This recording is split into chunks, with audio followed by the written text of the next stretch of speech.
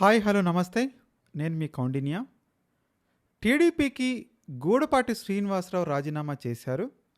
అసలు ఆయన రాజీనామా ఫలితంగా టీడీపీ పార్టీపై ఉన్నటువంటి ప్రభావం ఎంత? వైసీపీలో ఆయన ఎందుకు చేరారు? అధికార పార్టీ నుంచి ఒక కాపు నేత ఎందుకు ప్రతిపక్ష పార్టీలోకి వచ్చాడు? ప్రతిపక్ష పార్టీలోకి జాయిన్ అవటానికి దారి తీసినటువంటి పరిస్థితులు ఏంటి? ఒక మంత్రి ప్రాతినిధ్యం వహిస్తున్నటువంటి గుంటూరు జిల్లా రేపల నియోజకవర్గానికి చెందినటువంటి గూడపాటి శ్రీనివాసరావు సుదీర్ఘకాలం టీడీపీ పార్టీలో పనిచేసి అనేక పదవులు అలంకరించిన తర్వాత ఇప్పుడు హఠాత్తుగా జగన్మోహన్ రెడ్డిని కలవాల్సినటువంటి పరిస్థితి ఏంటి? దీని వెనక ఏమన్నా రాజకీయ కారణాలున్నాయా? అదీ కాక ఆయనకు నియోజకవర్గ ఇన్ఛార్జ్ హామీని కూడా జగన్మోహన్ రెడ్డి ఇవ్వలేదే. కేవలం ఆ నియోజకవర్గంలో ఎవరినైతే ఇన్ఛార్జిగా పెట్టారో ఆ ఇన్ఛార్జ్ను గెలిపించమని శ్రీనివాసరావు మీద బాధ్య పెట్టడాన్ని చూస్తే ఆయనకు నియోజకవర్గ ఇన్ఛార్జ్ పదవీ లేదు. ఆయన రేపల నియోజకవర్గంలో పోటీ చేయబోయే వ్యక్తి కాదు. మరి ఇలాంటి సందర్భంలో గూడపాటి శ్రీనివాసరావు ఏ హామీతో టీడీపీని వీడి అధికార పార్టీ నీడను వీడి అధికార పార్టీ యొక్క రెవెన్యూ శాఖ మంత్రిగా ఉన్నటువంటి వ్యక్తిని వదిలి ఎందుకు సడన్గా వైసీపీ పార్టీలో చేరారు? దీని వెనక ఏదైనా వ్యూహం ఉందా? ఏ వ్యూహంతో ఆయన ఈ విధమైన స్టెప్ వేశారు? వ్యూహాత్మకంగా కథ నడిపింది ఎవరు? కేవలం రేపల్లె మంత్రి గారితో ఉన్నటువంటి ఇబ్బందుల అనేది ఈ వీడియోలో తెలుసుకునే ప్రయత్నం చేద్దాం. వీడియోని చివరి వరకు చూడటానికి ప్రయత్నించండి. మర్చిపోకుండా లైక్ చేయండి, షేర్ చేయండి, సబ్స్క్రైబ్ చేయడానికి ప్రయత్నించండి.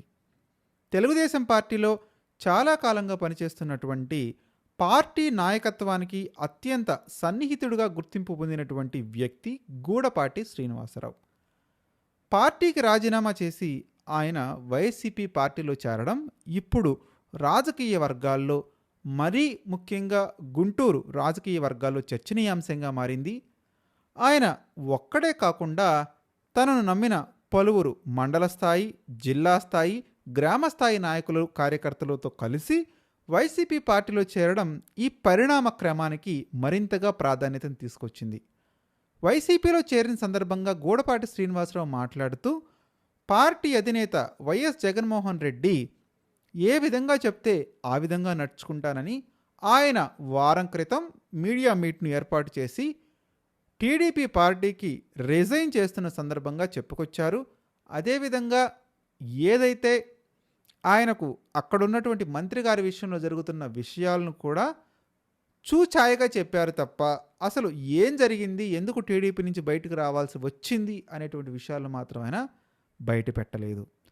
ఆయన 2 రోజుల క్రితం వైసీపీ కేంద్ర కార్యాలయం తాడేపల్లిలో వైఎస్ జగన్మోహన్ రెడ్డితో కలిసి ఆయన మీదుగా వైసీపీ కండువాను కప్పించుకున్నారు.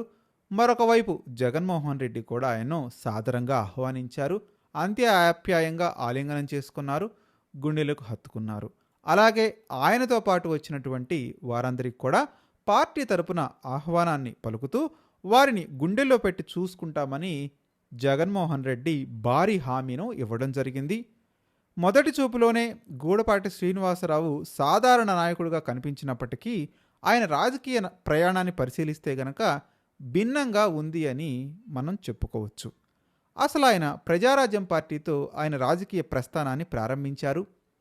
ఆ తర్వాత ప్రజారాజ్యం పార్టీ కాంగ్రెస్లో విలీనం జరిగిన తర్వాత కాంగ్రెస్ పార్టీలో ఆయన కొనసాగారు. అనంతరం టీడీపీ పార్టీలో చేరి దాదాపు 15 సంవత్సరాలుగా పార్టీ కోసం అహర్నిశలు కష్టపడుతున్నారు. మరీ ముఖ్యంగా చెప్పుకోవాలంటే కాపు సామాజిక వర్గంలో ఆయనకు ప్రభావం చాలా ఎక్కువగా ఉంది. ఆ వర్గానికి చెందినటువంటి నాయకులను, కార్యకర్తలను టీడీపీ పార్టీ వైపు నడిపించడంలో ఆయన కీలక పాత్ర పోషించారని కూడా చెప్తున్నారు. స్థానిక స్థాయిలో నాయకత్వాన్ని బలోపేతం చేయడంలో, ముఖ్యంగా గ్రామ స్థాయి, మండల స్థాయి, మున్సిపల్ చైర్మన్ స్థాయి నాయకత్వం యొక్క ఏర్పాటులో ఆయన పాత్ర చాలా బలంగా ఉంటుంది అని చెప్తున్నారు. అందువల్ల ఆయన్ను చిన్న స్థాయి నాయకుడిగా చూడటం ఎంత మాత్రం సరైంది కాదు అనేటువంటి చర్చ కూడా ఇప్పుడు ముఖ్యంగా జరుగుతుంది. ఆయన ఒక నియోజకవర్గ ఇన్ఛార్జ్ పదవికి అలంకరించగలిగిన స్థాయి కలిగిన నాయకుడు అనేటువంటి చర్చ కూడా ఇప్పుడు మరీ ముఖ్యంగా ఎవరైతే వైసీపీకి చెందిన మీడియాలో ప్రస్ఫుటంగా స్పష్టంగా వినవస్తుంది. ఇక గూడపాటి శ్రీనివాసరావు వైసీపీ పార్టీలో జాయిన్ అయిన అనంతరం ఆయన చేసినటువంటి వ్యాఖ్యలు కొంత ఇబ్బందికరమైన పరిణామాలకైతే టీడీపీని నెట్టివేయబడింది. అసలు ఇంతకీ శ్రీనివాసరావు ఏం వ్యాఖ్యలు చేశారో కూడా తెలుసుకునే ప్రయత్నం చేద్దాం. ముఖ్యంగా ఆయన లేవనెత్తినటువంటి అంశం టీడీపీలో కాపు నాయకులకు తగినంత ప్రాధాన్యత లేదు అనేటువంటి అంశాన్ని ఆయన ముఖ్యంగా ప్రస్తావనకు తీసుకొచ్చారు. నేను సొంతంగా ఎన్నో అవమానాలను ఎదుర్కొన్నానని, కాపు సామాజిక వర్గానికి చెందిన పలువురు నాయకులు కూడా తీవ్రమైనటువంటి అసంతృప్తిలో ఉన్నారు అని ఆయన పేర్కొన్నారు. ప్రస్తుతం వారంతా మౌనంగా ఉన్నప్పటికీ భవిష్యత్తులో మరిన్ని రాజకీయ పెనుమార్పులు చేసుకునే అవకాశం ఉంది అనేటువంటి అభిప్రాయాన్ని కూడా ఆయన మీడియా ముఖంగా వెలియబుచ్చారు. ఆయన ముఖ్యంగా ఇందులో ప్రస్తావించినటువంటి అంశం ఏంటంటే, జనసేన కారణంగా కాపు సామాజిక వర్గాన్ని టీడీపీ పార్టీ పెంచి పోషిస్తుంది అనేటువంటి అభిప్రాయాన్ని కూడా చూచాయగా వ్యక్తం చేయడం జరిగింది. ఇతర పార్టీల నుంచి నాయకులను ఆహ్వానించేందుకు జనసేన ప్రత్యేక జాయినింగ్ కమిటీ ఏర్పాటు చేసిన నేపథ్యంలో ఇతర పార్టీ నేతల చేరికలను విమర్శించే నైతిక హక్కు తగ్గుతుందని ఆయన చెప్పడం కూడా కొసమెరుపు. రాజకీయాల్లో పార్టీ మార్పులకు వ్యక్తిగత రాజకీయ కారణాలు రెండూ కూడా ఉండవచ్చునని ఆయన ముఖ్యంగా చెప్పారు. జనసేన పవన్ కళ్యాణ్ను ఆదరిస్తే కాపు సామాజిక వర్గాన్ని అంతటినీ టీడీపీ ఆదరించినట్టుగా భావిస్తుంది అని కూడా ఆయన చెప్పడం గమనార్హం. అధికార పార్టీలో ఉండటం వల్ల నాకు కొంత ప్రయోజనం ఉన్నప్పటికీ అలాంటి పరిస్థితిని వదిలి ప్రతిపక్ష పార్టీలో చేరాలంటే బలమైన కారణం సెల్ఫ్ రెస్పెక్ట్ ఉంది అని, అటువంటి సమస్య ఉంది అని ఆయన పేర్కొనడం గమనార్హం.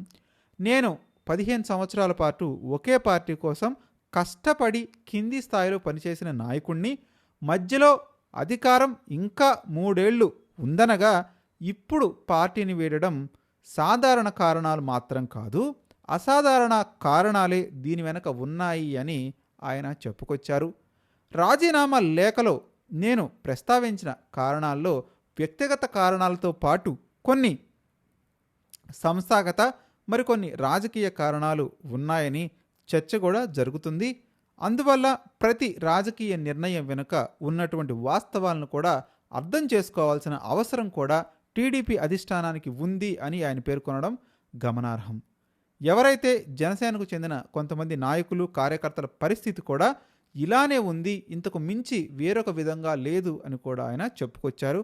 పవన్ కళ్యాణ్ నాయకత్వాన్ని నమ్మి పార్టీలో పనిచేసిన కొంతమంది కార్యకర్తలు తమకు టీడీపీ పార్టీ కానివ్వండి, బీజేపీ పార్టీ కానివ్వండి, కూటమి పార్టీల వల్ల తగినంత గుర్తింపు రాలేదనేటువంటి భావనతో కూడా అసంతృప్తిగా ఉన్నారు అని ఆయన చెప్పడం గమనార్హం. వ్యక్తిగత లాభాల కోసం కాకుండా నాయకత్వ నిర్ణయాలపై సమిష్ట కృషి ఆధారంగా కొందరు వైఖరిని కూడా మార్చుకుంటున్నారు అనేటువంటి అభిప్రాయాన్ని కూడా వ్యక్తపరుస్తున్నారు. ఏ రాజకీయ కార్యకర్త అయినా ముందుగా వాళ్ళ యొక్క సెల్ఫ్ ఇంట్రాస్పెక్ట్ చేసుకోవాల్సి ఉంటుంది, సెల్ఫ్ రెస్పెక్ట్ కాపాడుకోవాల్సినటువంటి అవసరం ఉంది. అలాంటి సెల్ఫ్ రెస్పెక్ట్ దక్కని చోట పార్టీని వీడే పరిస్థితులు ఏర్పడతాయని కూడా చెప్తున్నారు. అధికారంలో ఉన్నటువంటి సమయంలో కొంతమంది నాయకులు బయటికి రాకపోవటానికి రాజకీయపరమైన ఒత్తిళ్లు, కేసుల భయం, పరిపాలన ఇబ్బందులు కూడా ఉంటాయని చెప్తున్నారు. అయితే రాబోయే కాలంలో మరికొద్ది రోజుల్లోనే స్థానిక సంస్థల ఎన్నికలు రాజకీయంగా, సాంఘికంగా, స్వాభావికంగా జరిగేటువంటి అనేక పరిస్థితుల దృష్ట్యా రాజకీయాలు స్పష్టంగా మారేటువంటి అవకాశం ఉంది. ఇందుకు ప్రత్యక్ష ఉదాహరణగా మనం బీహార్లో జరిగినటువంటి రాజకీయ పరిణామాలను ప్రశ్నించుకుందాం. అసలు అభిప్రాయం ద్వారానే ప్రజలు ఎవరినైనా ఎన్నుకుంటారా అనేటువంటి అభిప్రాయం కూడా వ్యక్తపడుతుంది. స్థానిక సంస్థల ఎన్నికల్లో వచ్చే గ్రౌండ్ రియాలిటీని రేపటి రోజున సాధారణ ఎన్నికల్లో కూడా అదే పరమైన విధానాన్ని కొనసాగుతుందా అనేటువంటి చర్చ కూడా ఇప్పుడు ముఖ్యంగా వస్తుంది. ఈ రోజుకు చూస్తే టీడీపీ జనసేన మధ్య ఉన్నటువంటి పొత్తు నేపథ్యంలో పై స్థాయిలో నేతలంతా అలైబలైగా ఉన్నారు, కానీ ఒకరినొకరు ప్రేస్ చేసుకుంటున్నారు కానీ గ్రౌండ్ స్థాయిలో కార్యకర్తల మధ్య పూర్తి స్థాయిలో సమన్వయం ఇంకా కొనసాగడం లేదు. కొన్ని చోట్ల కొనసాగుతున్నా అది పూర్తిగా విస్తరించడానికి అనుకూలమైనటువంటి వాతావరణ దృక్పథం ఇప్పటికీ కూడా రాజకీయాల్లో ఏర్పడడం లేదు అనేటువంటి అసలైన ప్రశ్న ఇప్పుడు చాలామంది నుంచి వినిపిస్తుంది. పై స్థాయి నాయకత్వం కలిసి పనిచేస్తున్నా కలిసి చేయాలని కోరుకుంటున్నప్పటికీ క్షేత్రస్థాయిలో మాత్రం అభిప్రాయ భేదాలు స్పష్టంగా అందరికీ కనపడుతున్నాయని శ్రీనివాసరావు పేర్కొన్నాడు. మరొక వైపు చూస్తే పవన్ కళ్యాణ్, ఇంకొక వైపు చంద్రబాబు నాయుడు తరచూ భిన్నమైన వ్యాఖ్యలు చేయడం వల్ల కూడా కార్యకర్తల్లో అయోమయం, అవిశ్వాసం ఏర్పడుతుంది అని కూడా చెప్పుకొస్తున్నారు. ఒకసారి ఇచ్చిన మాటకు మరొకసారి విరుద్ధంగా మాట్లాడితే సహజంగానే ప్రజల్లో విరుద్ధ భావనలు ఏర్పడతాయి. ఈరోజు గూడపాటి శ్రీనివాసరావు ఒక్కరే పార్టీని వీడడం పెద్ద విషయం కాదని భావించేవారు కూడా ఆయనతో పాటు వచ్చిన నాయకులు, గ్రామస్థాయి కార్యకర్తలు, మండల స్థాయి కార్యకర్తలు, జిల్లా స్థాయి కార్యకర్తలను కూడా పరిగణలోకి తీసుకోవాల్సిన అవసరం ఉంది అని కూడా చెప్తున్నారు. కేవలం సభ్యత్వ నమోదు, పార్టీ బలోపేతాలు, కార్యకర్తల సంతృప్తి వంటి అంశాలపై కూడా నాయకత్వాలు, ముఖ్యంగా ప్రభుత్వంలో ఉన్నవారు ప్రత్యేకమైనటువంటి దృష్టి సారించాల్సినటువంటి అవసరం ఉంది అని కూడా వ్యాఖ్యానిస్తున్నారు. గ్రౌండ్ స్థాయిలో ఉన్నటువంటి అసంతృప్తిని గుర్తించి పరిష్కరించలేకపోతే భవిష్యత్తులో వచ్చే మరిన్ని రాజకీయ పరిణామాలకు వీరే బాధ్యత తీసుకోవాలి అని కూడా చెప్తున్నారు. గూడపాటి శ్రీనివాసరావు చేరికను ఒక పార్టీ, అదేవిధంగా ఒక వ్యక్తి యొక్క పర్సనల్ ఇంట్రెస్ట్ మాత్రమే కాకుండా భవిష్యత్ రాజకీయ పరిణామాలకు సంకేతంగా ఉంటుంది అని కూడా కొన్ని వైసీపీకి చెందిన మీడియా చెప్పుకొస్తుంది.